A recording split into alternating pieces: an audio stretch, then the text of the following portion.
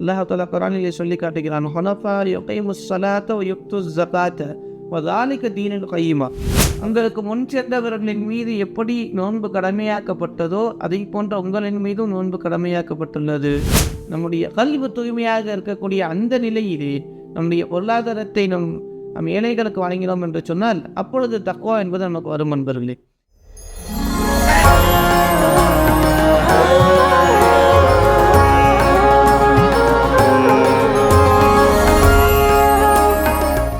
அஸ்ஸலாமு அலைக்கும் வரஹ்மத்துல்லாஹி வபரகாத்துஹு.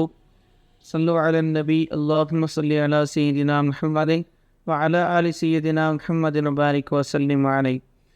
அல்லாஹ் தஆலாவுடைய மாபெரும் கருணை கிருபை அல்லாஹ் தஆலா நம்மை முஃமினாகவும் முஸ்லிமாகவும் பிறக்க வைத்து கண்மணி நாயகம் ரசூலுல்லாஹி ஸல்லல்லாஹு அலைஹி வஸல்லம் அவர்களுடைய நிறைந்த உம்மத்திலே நம்மை வழங்கத்தினராக அல்லாஹ் தஆலா ஆக்கியல் புரிந்தான். எல்லாவுக்கே எல்லா புகழும் அல்ஹம்துலில்லாஹ் அல்ஹம்துலில்லாஹ் அல்ஹம்துலில்லாஹ். நண்பர்களே, அல்லாஹ் தஆலா குர்ஆனிலே பல இடங்களில் தக்வாவை பற்றி சொல்லி காட்டுகிறான். ஒரு ஆயத்தில் அல்லாஹ் தஆலா ஹுதல் லில் முத்தகீன், இந்த இறைவேதம் தக்வா உடையவர்களுக்குத்தான் நேர்வழி காட்டும் என்பதால் அல்லாஹ் தஆலா சொல்லி காட்டுகிறான். இதே போன்ற நண்பர்களே, தக்வாவை பற்றி அல்லாஹ் தஆலா நிறைய இடங்களிலே பேசுகிறான். குத்திப அலைக்குமுஸ் ஸியாமு கமா குத்திப அலல்லதீன மின் கப்லிக்கும் லஅல்லக்கும் தத்தகூன். உங்களுக்கு முன் சென்றவர்களின் மீது எப்படி நோன்பு கடமையாக்கப்பட்டதோ அதை போன்ற உங்களின் மீதும் நோன்பு கடமையாக்கப்பட்டுள்ளது. இதற்காக வேண்டி தெரியுமா? நீங்கள் தக்வா உடையவர்களாக ஆக வேண்டும் என்பதற்காக வேண்டி. நண்பர்களே, எல்லா அமல்களுக்கும் அடிப்படை மூலம் தக்வா தான் நண்பர்களே. தக்வா தான் எல்லா அமல்களுடைய சாராம்சமாக இருக்கிறது.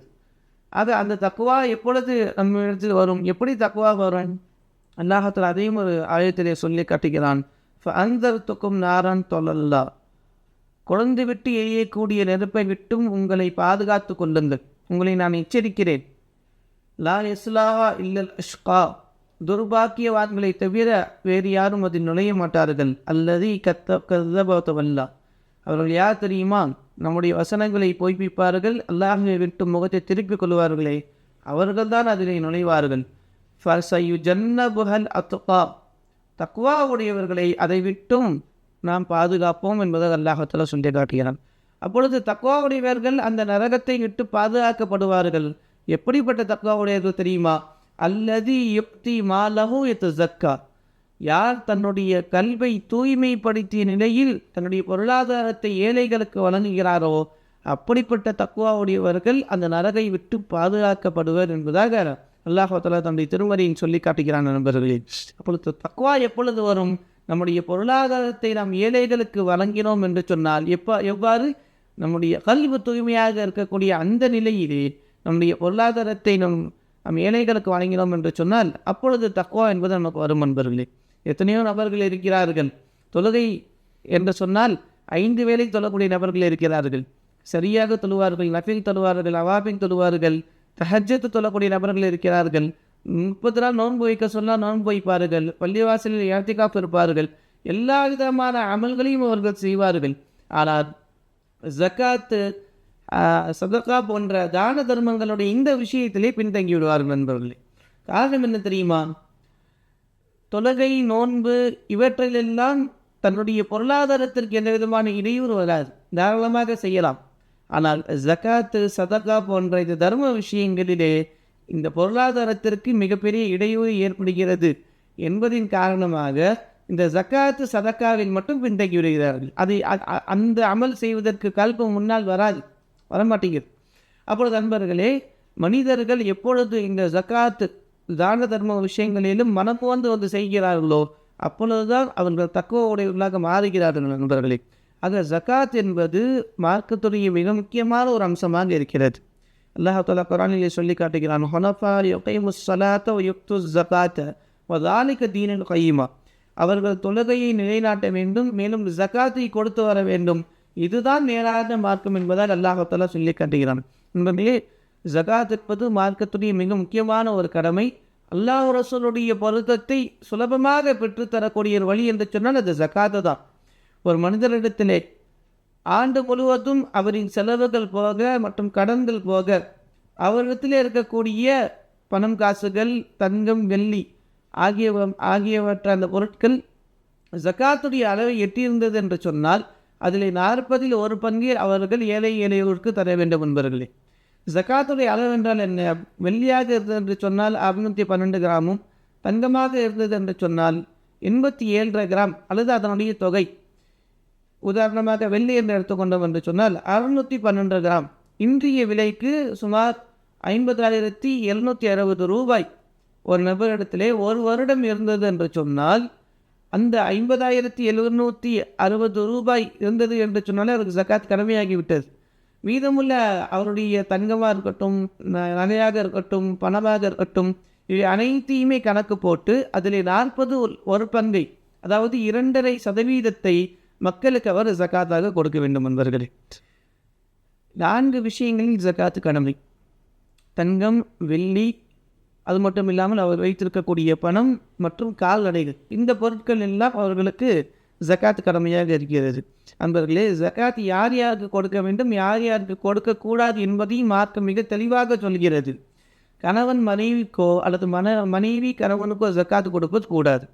அதே போன்று நம்முடைய பெற்றோர்கள், அதாவது நம்முடைய தாய்க்கும் நம்முடைய தந்தைக்கும் ஜக்காத்து கொடுப்பது கூடாது. நம்முடைய தாயினுடைய தந்தையாக இருக்கட்டும், தாயினுடைய தாயாக இருக்கட்டும், அதே போன்று தந்தையுடைய தந்தை, தந்தையுடைய தாய், இவர்களுக்கும் ஜக்காத்து கொடுப்பது கூடாது. அதே போன்று நம்முடைய மகன், மகள், மகன்வெளி பிள்ளைகள், மகள்வெளி பிள்ளைகள், பேர பிள்ளைகள், இவர்களுக்கும் ஜக்காத்து கொடுப்பது கூடாது என்பவர்களே. ஏன் என்று சொன்னால் தாய், தந்தை, கணவன், மனைவி இவர்களெல்லாம் ஜக்காத்து கொடுத்து அவர்களை கவனிக்க வேண்டிய இது கிடையாது என்பவர்களே. அவர்களை கவனிப்பது என்பது நமக்கு முழுமையான கடமை இருக்கிறது. தாய் தந்தையை கவனிப்பது நம் மீது தலையான கடமை. நம்முடைய ஜக்காத் 2.5% மட்டும் தாய் தந்தைக்கு உரிமை கிடையாது. நம்முடைய மொத்த சொத்தும் நம்முடைய தாய் தந்தைக்கு, நம்முடைய பிள்ளை குட்டிகளுக்கு தான். எனவே தான் அவர்களுக்கு ஜக்காத் கடமை கிடையாது என்பவர்களே. மற்ற நம்முடைய சகோதர சகோதரிகள், சகோதர சகோதரர்களுடைய பிள்ளைகள், இவர்களுக்கு ஜக்காத்தை தாராளமாக கொடுக்கலாம். அதே போல் நண்பர்கள், இந்த ஜக்காத்தினால் கிடைக்கக்கூடிய பலன்கள் ஏராளமானது. நம் ஜக்காத்தை கொடுத்தோம் என்று சொன்னால் செல்வந்தர்களுக்கும் ஏழைகளுக்கும் மத்தியிலே மிகப்பெரிய ஒரு இணக்கம் உண்டாகிறது. அல்லாஹ் தாலா செல்வந்தர்களை ஜக்காத்தை கொண்டு சோதிக்கிறான். நான் இவனுக்கு செல்வத்தை கொடுத்தேன், இவன் ஏழைகளுக்கு செல்வத்தை கொடுக்கிறானா என்பதை அல்லாஹ் தாலா சோதிப்பான். இவர் ஏழைக்கு தன்னுடைய செல்வத்தை எடுத்து கொடுத்தார் என்று சொன்னால் அல்லாஹ் தாலா அவர் கொடுத்ததை விட அதிகமாக இவருக்கு அல்லாஹ் தாலா கொடுக்கிறான் நண்பர்களே. மேலும் மிக முக்கியமான ஜக்காத்துடைய அம்சம், ஜக்காத்து கொடுப்பதை கொண்டு நம்முடைய கல்வியில் உள்ள கஞ்சத்தனத்தை அல்லாஹ் தாலா போக்குகிறான். நண்பர்களே, ஹதீஸில் வருகிறது, அல் பகீலு அதுவுல்லா வலவுக்கான ஆபிதா. கஞ்சன் இருக்கிறான் அல்லவா, கஞ்சத்தனம் உடையவன், இவன் அல்லாஹ்வுடைய விரோதி. அவன் எவ்வளவு இபாதத் சாலியாக இருந்தாலும் சரிதான், எவ்வளவு வணக்கத்தை புரிந்திருந்தாலும் சரிதான், அவன் அல்லாஹ்வுடைய விரோதி என்பதாக வருகிறது. அஸ்ஸஃபியு ஹபீபுல்லா, கொடையாளி இருக்கிறார் அல்லவா, கொடைத்தன்மை உடையவர், இவர் அல்லாஹ் நேசனாக இருக்கிறார். வலவுக்கான பாசிகா, அவர் எவ்வளவு பாவம் செய்திருந்தாலும் சரி. ஆக இந்த கொடைத்தன்மை என்பது அல்லாஹ்வுடைய பொருத்தத்தை மிக எளிதாக பெற்று தரக்கூடிய என்பவர்களே. ஏன் ஜக்காத்து கொடுக்கவில்லை என்று சொன்னால் அவரை கஞ்சன் என்று சொல்கிறோம் தெரியுமா? அல்லாஹ் தஆலா ஜக்காத்து என்பது மிக மிக ஒரு குறுகிய ஒரு தொகை தான். நம்ம இடத்தில் 100 ரூபாய் இருக்கிறது என்று சொன்னால் அந்த 100 ரூபாயிலே வெறும் 2.5 ரூபாய் தான் அல்லாஹ் தஆலா ஜக்காத்தாக கொடுக்க சொல்கிறான். ஒரு 100 ரூபாய் இருக்கக்கூடிய நபர் வெறும் 2.5 ரூபாயை கூட தூக்கி கொடுக்காமல் அதை வைத்து கொண்டார் என்று சொன்னால் அவரை கஞ்சன் என்று சொல்லாமல் எடுத்து சொல்கிறது நண்பர்களே. எனவே தான் அல்லாஹ் தஆலா ஜக்காத் கொடுக்காதவர்களை கஞ்சன் என்று நாம் சொல்கிறோம் நண்பர்களே. ஏழை பணக்காரர்கள் மத்தியிலே மிகப்பெரிய ஒரு நல்ல ஒரு இணக்கத்தை பெற்று தருகிறது. அது மட்டும் இல்லை, அந்த ஏழைகளுடைய துஆவிற்கு தகுதியுடையவர்களாக நம்மை ஆக்கிறது. எனவே ஜக்காத்து கொடுப்பது மிக ஒரு அவசியமாக இருக்கிறது. ஜக்காத்து கொடுப்பதனால் சில பேர் நினைத்து விடுகிறார்கள், நம்முடைய செல்வம் குறைந்து கொண்டே போகிறதே என்பதாக நினைக்கிறார்கள். இல்லவே இல்லை. ஜக்காத்து கொடுப்பதினால் ஒருபோதும் நம்முடைய செல்வம் குறையாது என்பவர்களே. நாயகம் ஸல்லல்லாஹு அலைஹி வஸல்லம் சொல்லி காட்டுகிறார்கள், மா நக்கஸத் ஸதகத்தும் மின் மால், நீங்கள் ஏழை எளியோருக்கு சதகா செய்வதினாலோ தான தர்மங்கள் செய்வதினாலோ உங்களுடைய அந்த பொருட்செல்வம் என்பது அணுவத்தனையும் குறையாது என்பதாக ஸல்லல்லாஹு அலைஹி வஸல்லம் அவர்கள் சொல்லி காட்டுகிறார்கள். மேலும் அது வளரதான் செய்யும். ஜக்காத் என்பதற்கு அரபியிலே வளருதல் என்ற ஒரு பொருள் இருக்கிறது. அதை போன்று தூய்மையாக்குதல் என்ற ஒரு பொருள் இருக்கிறது. யார் ஜக்காத்தை கொடுத்து வருகிறார்களோ அவர்களுடைய சொத்தை அல்லாஹ் தஆலா பாதுகாக்கிறான். யார் ஜக்காத்தை கொடுக்காமல் அதை தன்னுடைய சொத்தோடு அந்த ஏழைகளுக்கு கொடுக்கக்கூடிய பணத்தை தேக்கி வைக்கிறாரோ அந்த பணமே அவருடைய முழு சொத்தையும் அழித்து விடவும் வாய்ப்பு இருக்கிறது.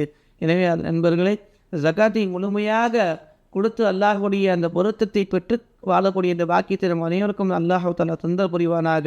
ஜக்காத்தை கொண்டு அல்லாஹு தஆலா நம்மளுடைய மனத்தை, நம்முடைய கல்வி அல்லாஹு தஆலா தூய்மைப்படுத்துவானாக. அல்லாஹு தஆலா அனைவருக்கும் நம்ம அனைவருக்கும் தௌஃபீக் செய்வானாக.